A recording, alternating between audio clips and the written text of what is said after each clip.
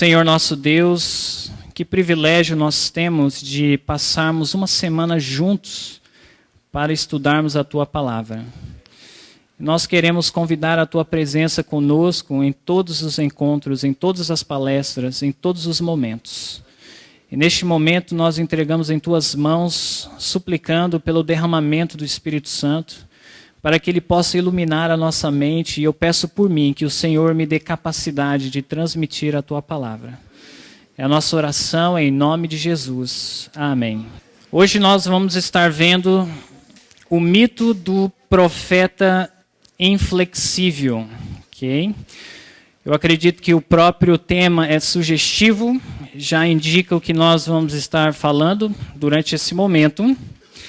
E de vários mitos que existem entre os adventistas do sétimo dia, eu acredito que este mito do profeta inflexível é um dos mais perigosos deles. Okay? Este mito faz com que Ellen White pareça uma profetisa inflexível de seus próprios escritos, e os seus verdadeiros seguidores são tão inflexíveis quanto ela no que eles julgam ser a interpretação correta de seus escritos.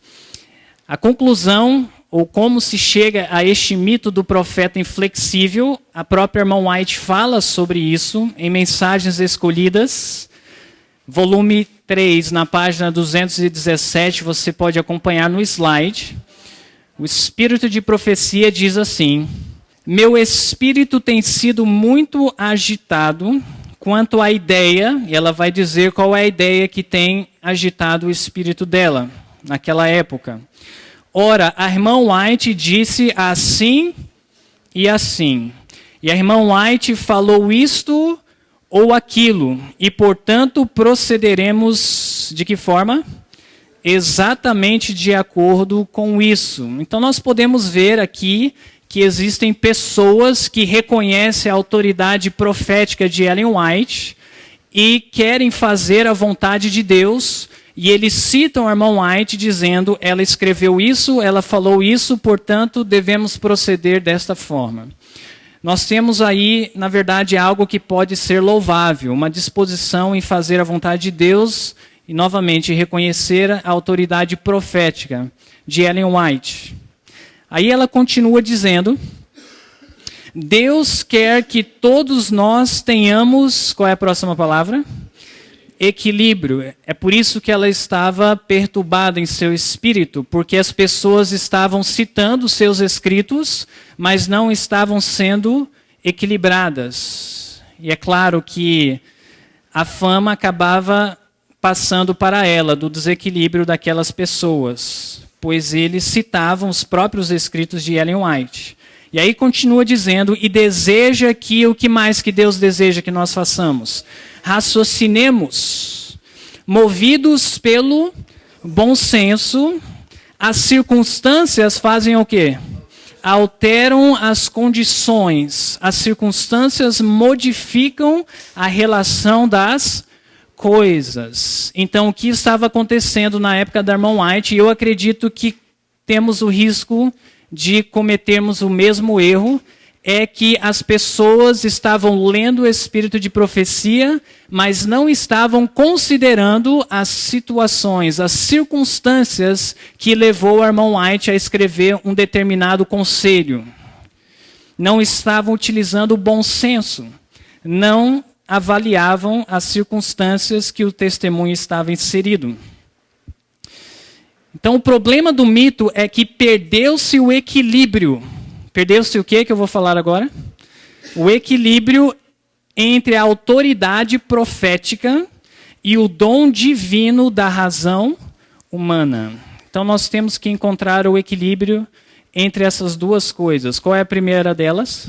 A autoridade profética, este é um lado que nós devemos ter, e o dom divino da razão humana, a capacidade de raciocinar e usar o bom senso, analisar o contexto, as circunstâncias. Okay? Nós temos, ao nos aproximarmos do Espírito de Profecia e da Bíblia, utilizar o bom senso, o raciocínio humano, mas não podemos, ao fazer isso, perder o respeito da autoridade o quê? Profética de Ellen White. Okay? Porque tanto um lado quanto o outro pode nos levar ao desequilíbrio. Okay? A autoridade profética e o raciocínio santificado, que tipo de raciocínio eu mencionei agora? Santificado, devem andar de mãos dadas para alcançarmos o equilíbrio. O problema é que muitas vezes nós imaginamos que o raciocínio santificado seja uma racionalização. Eu não sei quantos de vocês entendem o que eu quero dizer com esse termo, mas basicamente é que a pessoa ela lê o espírito de profecia, mas ela não tem o respeito pela autoridade profética, então ele vai racionalizar para poder desobedecer. Este é um extremo.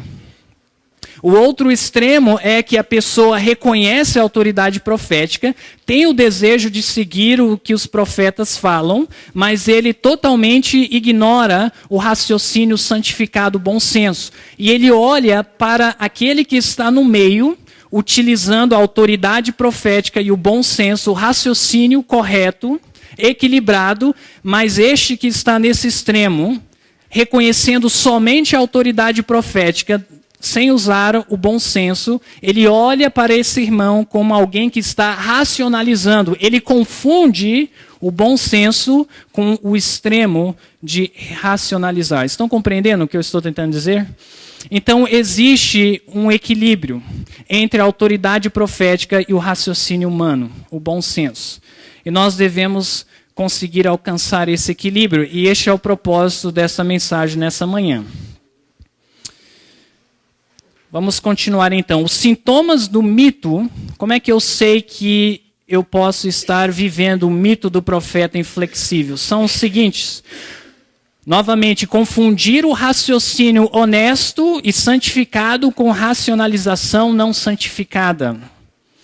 Não fazer distinção entre a letra e o espírito da lei.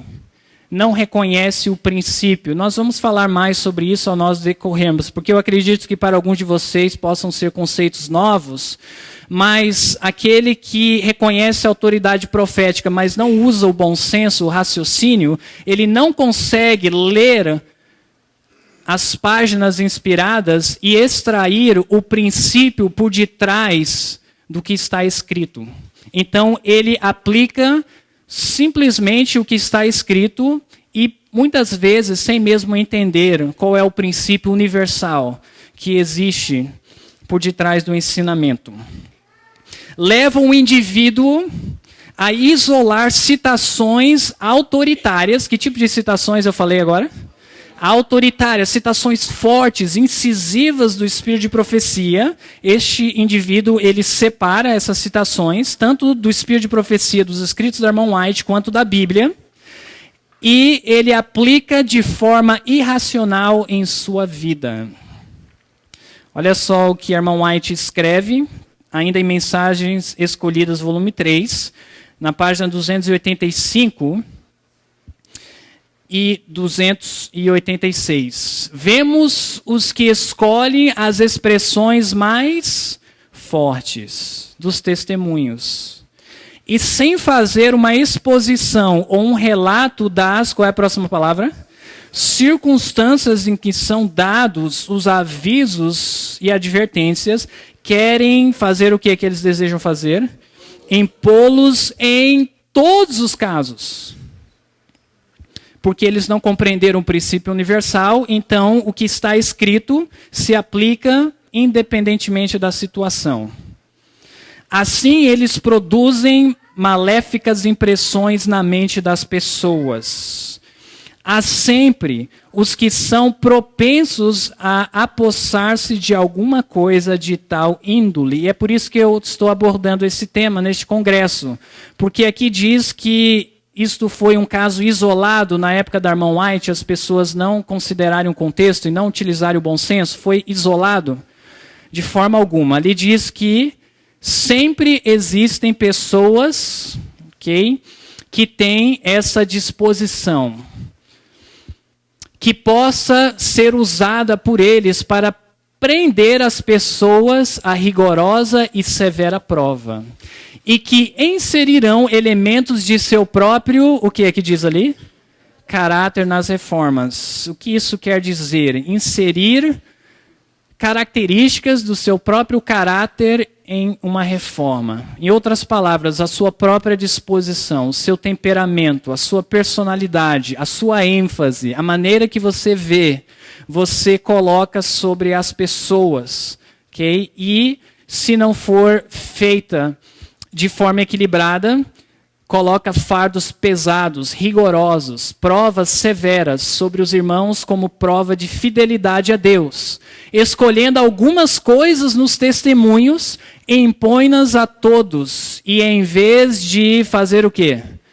Ganhar almas, repelem-nas, causam divisões quando podiam e deviam promover harmonia. Okay? Então nós vemos que o mito ele é real, do profeta inflexível, entre os adventistas do sétimo dia.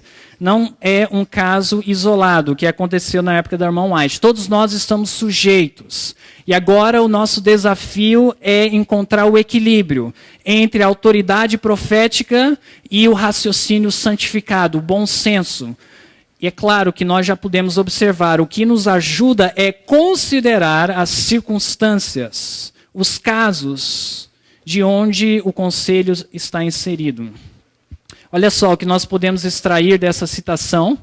Aqui está: escolhem expressões fortes do espírito de profecia, não fazem uma exposição das circunstâncias que os avisos e advertências são dadas, aplicam o texto para todos os casos, colocam fardos desnecessários sobre as pessoas, sempre existirão pessoas propensas para esse tipo de erros, inserem elementos de seu caráter nas reformas, trazem o opróbrio para a causa de Deus, afastam almas de Cristo, causam divisões na igreja, deixam de promover a harmonia.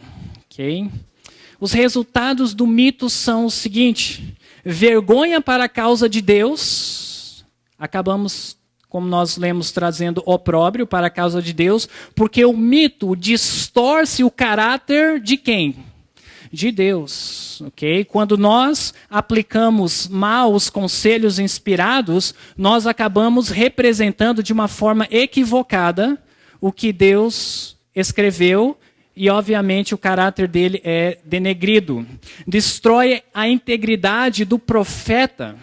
No caso do espírito de profecia dos escritos da irmã White, aqueles que têm bom senso ou que até mesmo não reconhecem a autoridade profética, ao eles verem o irmão aplicando de forma errada o espírito de profecia, ele acaba querendo se afastar dos escritos da irmã White, porque o caráter do profeta, da profetisa, foi denegrido.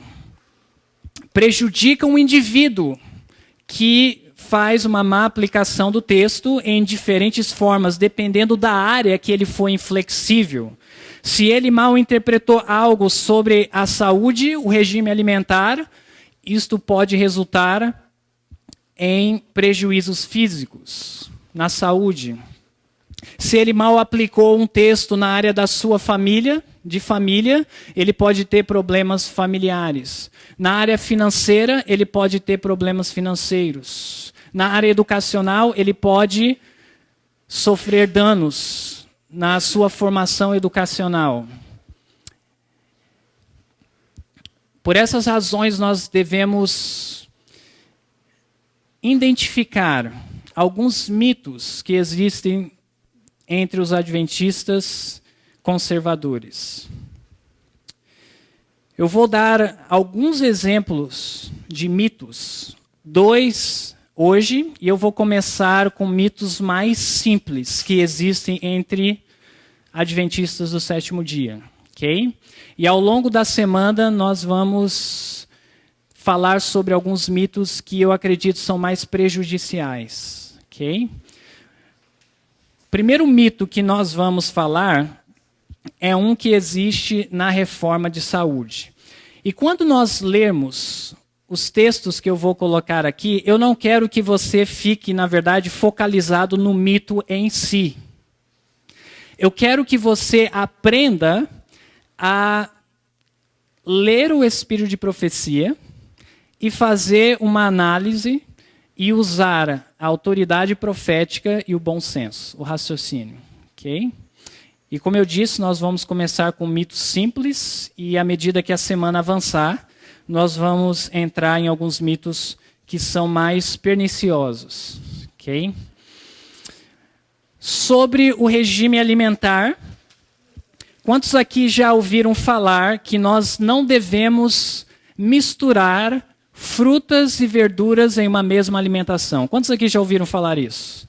Que a maioria de vocês já ouviram falar que nós não devemos misturar frutas e verduras em uma mesma alimentação. A irmã White tem uma série de textos sobre isso, mas eu gostaria de mencionar pelo menos 2 deles, que diz assim, o primeiro deles: se quisermos conservar a melhor saúde, devemos, qual é a próxima palavra?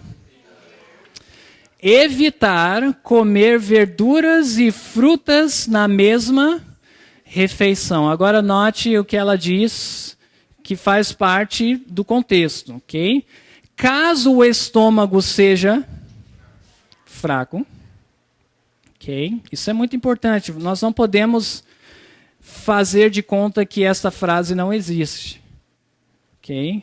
Caso o estômago seja fraco, haverá perturbação, o cérebro ficará confuso e incapaz de exercer esforço mental. Que isso está em Conselhos sobre o Regime Alimentar, página 395. Nós vamos ler um outro texto que ela fala sobre frutas e verduras, mas nós já podemos ver neste texto, utilizando a própria frase, okay? E usando o raciocínio e reconhecendo a autoridade profética, que o princípio aqui por detrás é nós termos saúde, uma mente clara, okay? Uma percepção aguçada. E aí ela diz que se nós quisermos atingir o melhor em nossa saúde, o melhor seria evitar. Por que seria o melhor evitar? Porque tem algumas pessoas que têm o que na sua digestão? Uma digestão de que tipo? Ok, aqui diz, um estômago fraco, sensível, mais propenso à fermentação. E aí ela diz que o ideal seria evitar, né?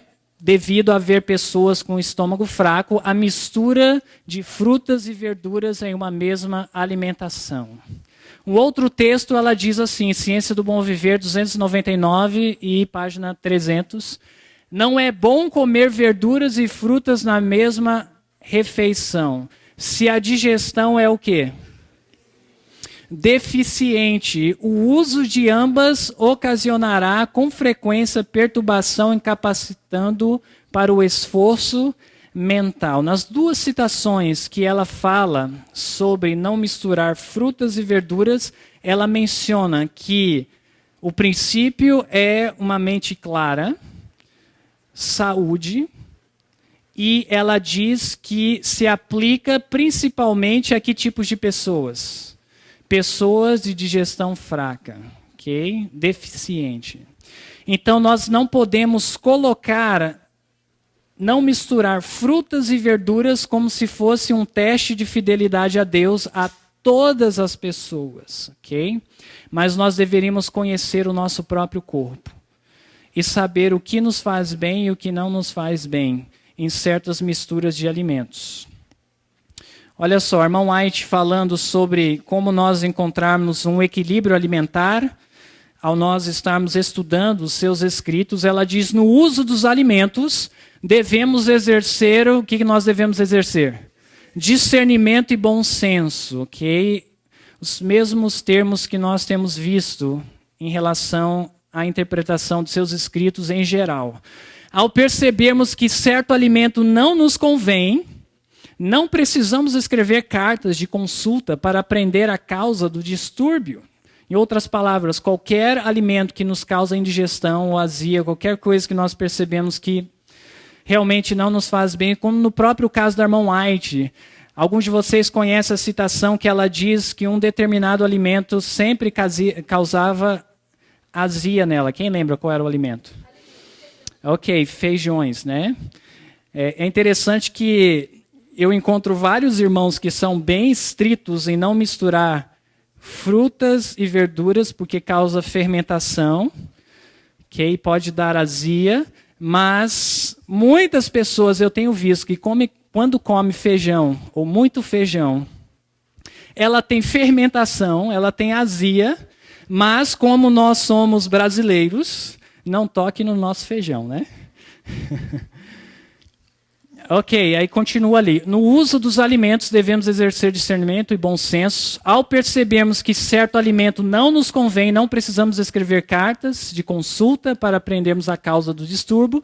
Mudemos a dieta, usemos menor quantidade de alguns alimentos, ou seja, alguns alimentos nem precisa você se abster por completo. Se você perceber que em grande quantidade te faz mal, isso não significa agora que é para o irmão A, para o irmão B, para o irmão C, mas significa que você precisa fazer ajustes na sua dieta alimentar, ok? Para alcançar uma melhor saúde, uma melhor digestão, uma mente clara. Experimentemos outras preparações, logo saberemos o efeito que sobre nós tem certas combinações. Como seres inteligentes, estudemos individualmente os princípios e usemos a nossa experiência e discernimento para decidir quanto a que alimento mais nos convém. Okay? Muito bem, vamos falar sobre um outro mito, e eu volto a reforçar. Eu quero que os irmãos, ao nós estudarmos sobre este próximo mito, tente absorver a forma que nós analisamos os textos para sabermos a melhor forma de aplicar em nossa vida. Okay? Certas coisas do espírito de profecia funciona para alguns, mas não para outros. É o que nós vamos ver neste próximo mito. Quantos aqui já ouviram falar que nós não podemos ter filhos nos últimos dias? Alguém aqui já ouviu falar sobre isso? Ok. Menos pessoas levantaram as mãos. Mas também é comum entre adventistas do sétimo dia chegar à conclusão que é um erro, é um pecado nós termos filhos nos últimos dias. Vários irmãos já vieram até mim me perguntar se é correto, e a resposta não é nem sim nem não. É o que nós vamos ver agora, ok? Se vocês esperam que eu vou dizer que sim, eu não vou dizer que sim. Se vocês esperam que eu vou dizer que não, também não vou dizer que não. Porque os casos alteram. Olha só, a irmã White, ela tem a citação mais forte sobre não ter filhos nos últimos dias, direcionado a um casal. O nome da esposa era Adélia e o esposo Isaac Van Horn. Não sei quantos de vocês já ouviram falar deste casal. Adélia era obreira bíblica, ajudava o seu esposo no campo missionário. Ela era extremamente ativa na obra de ganhar almas, obreira integral, ok? Para a igreja adventista do sétimo dia. Seu esposo era evangelista, ok? Eles por um tempo trabalharam com a irmã White, principalmente a Adélia foi secretária da irmã White. O próprio Tiago White fez o casamento deles. Okay? E ela tinha uma disposição doentia, okay? Que requeria que ela estivesse constantemente na presença de seu esposo. Seu esposo era aquele pilar que dava a ela estabilidade emocional. Okay? Então, fazia bem para ela e para a obra de Deus que eles estivessem juntos no campo missionário, fazendo a obra de Deus. Okay? Então, é neste contexto que a irmã White vai escrever, porque eles decidiram ter filhos. E olha só o que a irmã White escreve para Adélia, que, a propósito, foram os primeiros missionários para o estado de Washington, nos Estados Unidos, no vale de Walla Walla, e através de Isaac, só uma curiosidade, através de Isaac, A.T. Jones se converteu à verdade presente, à verdade adventista, ok? E trabalhou com eles. A.T. Jones acabou casando com a irmã de Adélia. Okay. Meus queridos filhos, aqui está a citação, e eu quero que vocês analisem bem o contexto onde está inserido o que a irmã White fala sobre não termos filhos nos últimos dias. É com pesar que lhes escrevo. Quando foram para o campo de labor em Oregon, a ideia era que sua esposa e você trabalhariam no interesse da causa de Deus. Essa foi-me mostrado, era a vontade de Deus a seu respeito. Mas vocês mudaram essa ordem de coisas por iniciativa própria. Deus não ordenou assim. Não planejaremos para o nosso... O que, gente? Prazer. Aí já começa a nos dar princípios, para que nós possamos tomar a decisão correta. Se vamos ter filhos ou não vamos ter filhos. Ok? Não planejaremos para o nosso próprio prazer, para gratificar nossos desejos, mas nos colocaremos sobre o quê? O divino altar, levar a questão perante Deus, como um sacrifício voluntário, para que o Senhor nos use para a sua glória. Satanás traça seus planos para derrotar o propósito de Deus. Ele os ajuda a planejar para si mesmos e sabe que este plano será bem-sucedido em cercar ambos com dificuldades. Não só fazendo o quê? No caso deles, roubando de Deus os labores de Adélia, mas em grande parte do irmão Van Horn também, porque nós vamos ver mais tarde que porque a Adélia teve filhos e ela tinha uma disposição depressiva e doentia, isso requeriu tempo do seu esposo, que deveria estar no campo missionário, ficando em casa para ajudar a sua esposa. Continuando. Deus deu a Adélia, o que a Adélia tinha? Talentos superiores. E no contexto, ela está falando de talentos para trazer almas para Jesus, dar estudos bíblicos, alcançar o coração do povo. Exercidos na obra da conquista de almas para Jesus teriam sido plenamente exitosos. Vocês entraram numa área que Deus não podia aprovar e não aprovou. Adélia era uma pessoa tímida, sentia profundamente a dor, desanimava com facilidade. Satanás pôde controlar seus sentimentos, fazendo com que fosse necessário que seu esposo tivesse com ela e com que ela se sentisse melindrada, caso ele não estivesse sempre presente a socorrê-la. A obra da associação foi lastimavelmente negligenciada. Aqui nós podemos ver um outro princípio a nós analisarmos. Se a obra que nós estamos fazendo para Deus vai ser negligenciada, ok? Na realidade, não é prudente ter filhos. Aí está a frase que tem feito muitos adventistas acreditarem que nós não podemos, em nenhuma circunstância, ter filhos nesses últimos dias, ok? Então, a frase que ela coloca de uma forma abrangente, generalizada, está inserida no contexto de Adélia e Isaac Van Horn, que eles erraram em ter filhos quando eram produtivos no campo missionário. O tempo é curto, e aí ela diz, os perigos dos últimos dias estão... Aqui está uma razão adicional do porquê nós não devemos, de forma geral, ter filhos nos últimos dias. Por causa dos perigos dos últimos dias que sobrepõem o que já passou nesta terra para os filhos de Deus. E as criancinhas, em grande parte, serão levadas ou vão morrer antes disso. Se homens e mulheres, note, ela volta para o contexto, condições de trabalhar para Deus, no caso de Adélia, com talentos especiais, considerassem que, enquanto se agradam a si mesmo, tendo criancinhas e cuidando delas, poderiam trabalhar, ensinando o caminho da salvação. Adélia, meu coração se condói porque você fracassou, porque você roubou a Deus. O trabalho é grandemente negligenciado. Uma citação como essa, ela não pode ser colocada de lado. E merece a nossa profunda atenção, porque é uma decisão séria. A decisão do casamento é uma decisão seríssima.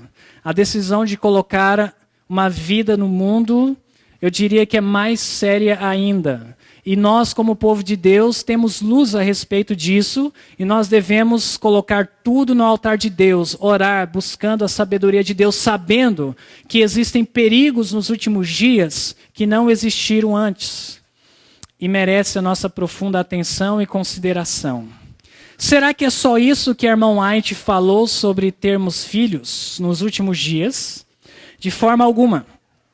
Ela faz outras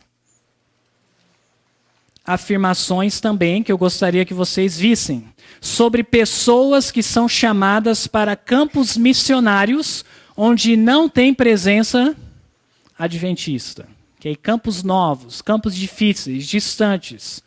Aqui diz assim: ao enviarem-se missionários a que tipo de campos? Distantes. Devem ser selecionados homens que saibam economizar. Aqui nós já vemos que é uma das razões de não termos filhos ou não termos muitos filhos. A questão da economia, da mordomia cristã. Okay? Principalmente na fase pioneira da igreja, onde não existia um sistema tão organizado para a manutenção dos obreiros. Okay? Que não tenham família grande e que, compreendendo a brevidade do tempo e a grande obra a ser realizada, não farão o quê?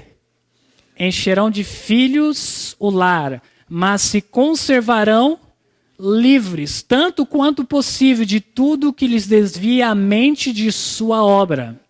A esposa, se devota e deixada livre para fazê-lo, pode, colocando-se ao lado do esposo, realizar tanto quanto ele. Deus abençoou a mulher com talentos para serem usados para a sua glória, em levar muitos filhos e filhas a Deus, mas muitas que podiam ser eficientes obreiras são conservadas aonde? No lar, para cuidar dos pequenos. Então é por isso que eu disse para vocês, a resposta se pode ou não pode ter filhos não é nem sim nem não. Nós devemos considerar uma série de questões. Os dons, a disposição do nosso temperamento, a questão da economia, a questão dos dons da esposa, do tempo que nós estamos vivendo, os perigos dos últimos dias. Okay? Mas foi tudo que a irmã White escreveu ainda sobre ter filhos nos últimos dias. Em 1899, eu coloquei a data ali para vocês, porque quando ela deu aquele conselho para Adélia, aquele conselho foi em 1874. Deixa eu certificar que você grava essas duas datas. Qual foi a data do conselho para Adélia? O ano? 1874, ok? E aí, em 1899, obviamente, estamos ainda mais próximos do tempo do fim, ela dá conselhos gerais sobre mulheres que estão grávidas ou que têm filhos. Toda mulher prestes a tornar-se o quê?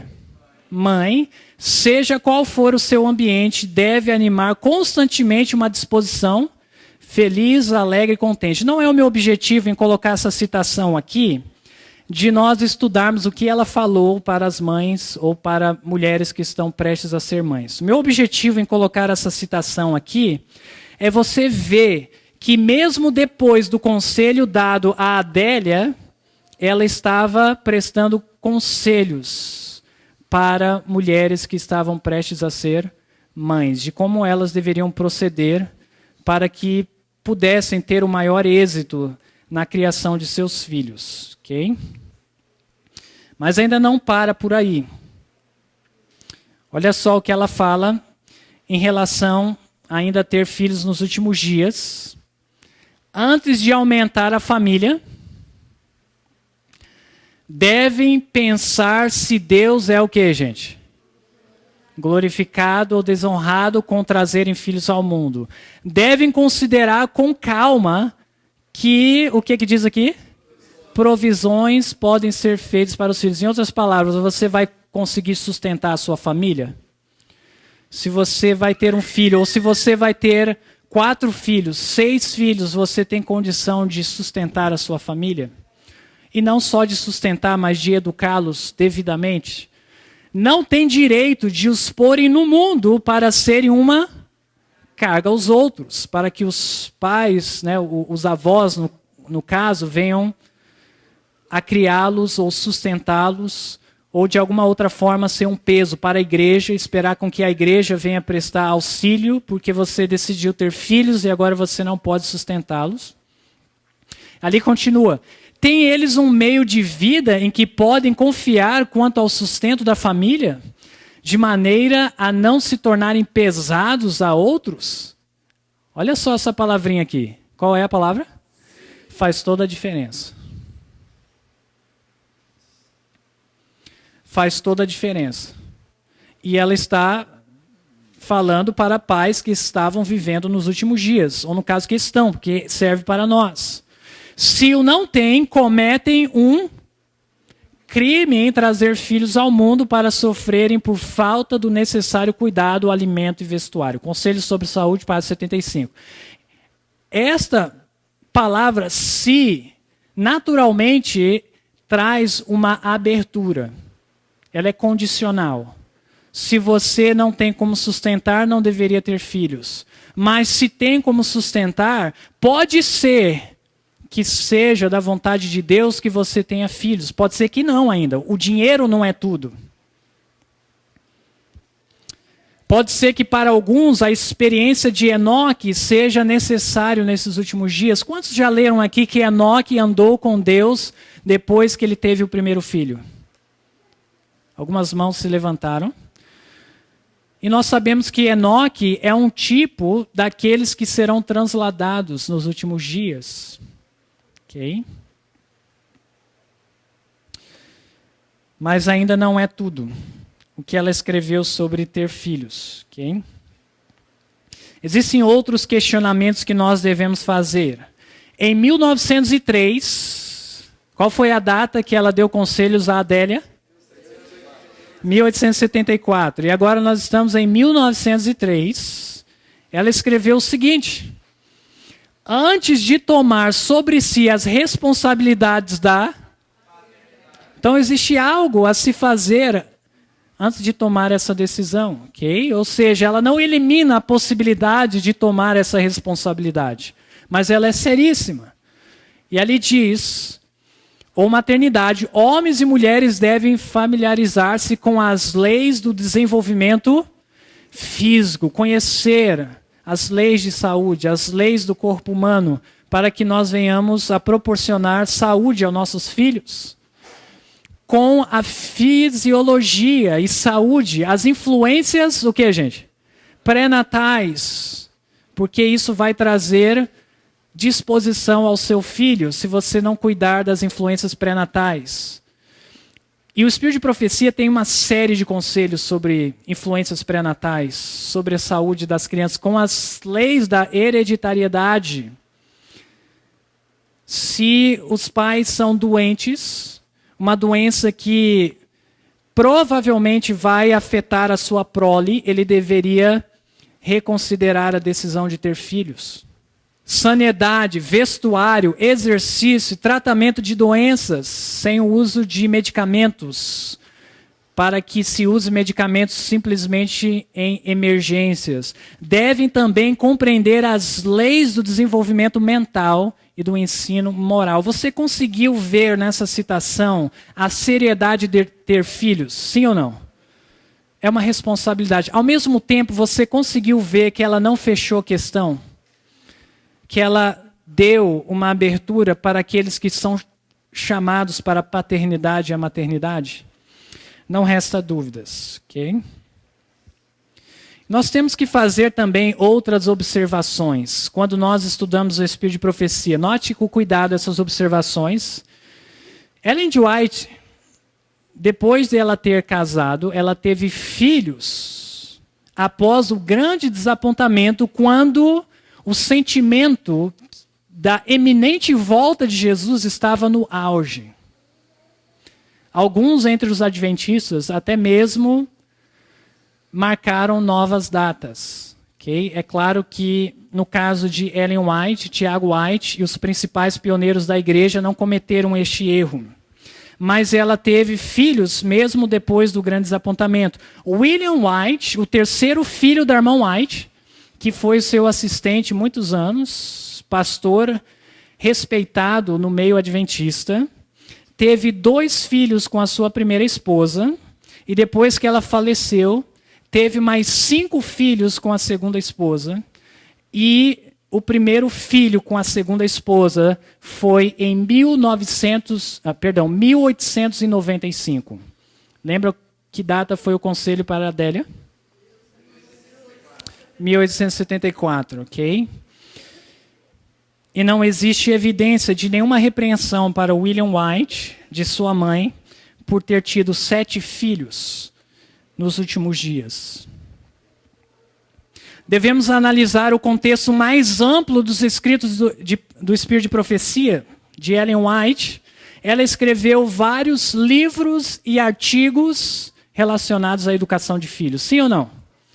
Alguns dos livros que nós temos dela sobre educação de filhos, criação de filhos, influências pré-natais, é o livro Educação, Fundamentos da Educação Cristã, O Lar Adventista, Conselhos aos Pais, Professores e Estudantes, Conselhos sobre Educação, Orientação da Criança, etc. E artigos fora conselhos dados em livros como Patriarcas e Profetas e outros, que fala sobre filhos. Qual é a solução para nós combatermos o mito? Como nós escaparmos do mito do profeta inflexível? Vou dar algumas dicas a mais do que temos feito até agora. A primeira delas, combatendo o mito, estudar a Bíblia e o Espírito de Profecia sob a guia do Espírito Santo, a fim de entender o que é que devemos entender? O princípio por detrás de seus ensinos. A primeira coisa que nós devemos estar sempre vendo, qual é realmente o princípio por detrás dessas palavras? Qual é o ensinamento universal que se aplica para qualquer circunstância?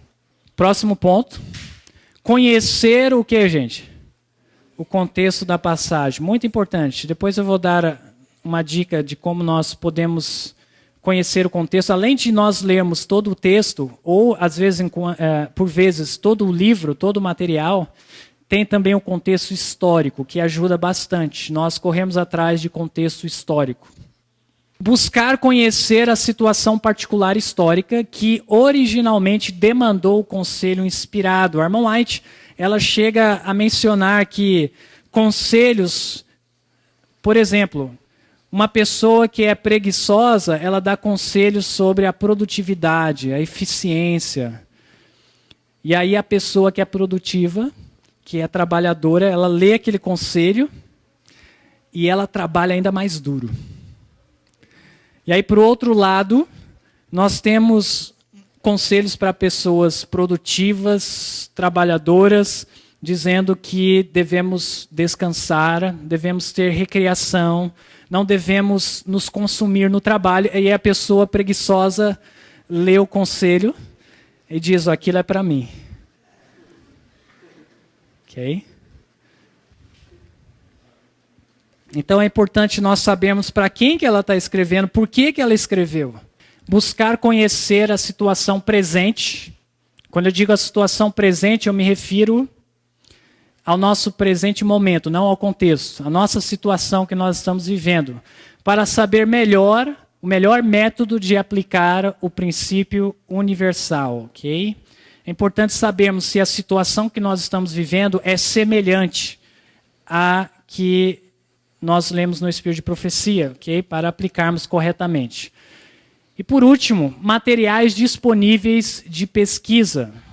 Vou dar alguns materiais aqui para vocês. A Bíblia e livros do Espírito de Profecia, nós temos vários traduzidos em português. CD-ROM do Espírito de Profecia. Quantos aqui têm acesso ao CD-ROM da irmã White, do Espírito de Profecia? Okay? Poucas pessoas têm, mas é também uma ferramenta muito útil para fazermos pesquisas e conhecermos as situações, o contexto que nós podemos ver uma certa citação em uma apresentação, em algum artigo, e nós podemos recorrer a este material. Website centrowhite.org.br, em inglês é whitestate.org. Então a igreja ela disponibiliza materiais sobre diversos tópicos do Espírito de Profecia e por vezes em algum desses artigos, desses tópicos, eles disponibilizam o contexto histórico que demandou o conselho. Uma grande fonte de pesquisa também. Então, se você está tendo problema com um determinado tópico na sua vida, ou na sua igreja, você pode também dar uma olhada se você encontra algum artigo no Centro White sobre o que o Espírito de Profecia e a Bíblia fala. O Comentário Bíblico Adventista, uma grande fonte, principalmente, eu particularmente gosto de utilizar para contextos históricos dos livros da Bíblia, que nos ajuda a entender por que Paulo, por exemplo, pediu para as mulheres cobrirem as suas cabeças, para que nós não agora leiamos na Bíblia e venhamos com a cabeça coberta. Será que tinha um contexto que demandou aquele conselho sobre tamanho de cortes de cabelo e por aí vai, né? Livros que retratam a história da Igreja Adventista do Sétimo Dia e teológico de autores, note que eu coloquei a palavra diversificados. Eu gosto de utilizar autores diversificados porque nos dá uma visão mais ampla do assunto, ok? Eu tenho pessoas que às vezes participam da minha classe de Apocalipse, eles perguntam, existe um material que nós podemos encontrar este conteúdo? Eu digo para eles, existe, mas é um pouco aqui, um pouco ali, um pouco lá. E aí nós vamos juntando, né? E fazendo um estudo sistemático, ok? Nosso objetivo é construir a nossa casa sobre a rocha, ok? É um perigo, nós construímos a nossa casa sobre a areia. E como nós construímos sobre a areia? Simplesmente confiando abertamente, ou eu poderia até mesmo dizer cegamente, em pregadores assim mesmo como eu, que estou apresentando para vocês, sem fazer o nosso trabalho de bereanos, de ir atrás, pesquisar, estudar, verificar, sob a influência do Espírito Santo, ok? Que Deus possa nos dar essa motivação de fazermos um estudo sistemático. Meus amigos, é muito mais fácil nós fazermos estudos superficiais, ouvirmos palestras. Hoje, com acesso ao YouTube, acesso à internet, nós temos uma série de materiais disponíveis para nós. E é muito mais fácil, ao invés de nós orarmos, pegarmos livros, fazermos um estudo demorado, sistemático, nós apertarmos lá um botão e assistimos uma palestra feita, pronta, mas nós corremos o risco de construirmos a nossa casa sobre a areia. Devemos reconhecer a autoridade profética. Não quero que vocês saiam daqui sem esta convicção que nós podemos e devemos confiar nos escritos de Ellen White. Devemos reconhecer que Deus nos dotou de capacidade de exercermos o raciocínio e o discernimento para chegarmos ao bom senso, até mesmo da sua palavra. Devemos discernir o princípio dentro do contexto que estamos lendo, para aplicar em nossa vida da forma apropriada. Meu apelo, meus irmãos, para nós é um estudo responsável da Bíblia e do Espírito de Profecia. Que Deus nos ajude. Nesse momento eu vou convidá-los a se colocarem de joelhos e nós vamos finalizar com uma oração. Senhor nosso Deus, nós agradecemos pela Tua presença em nosso meio.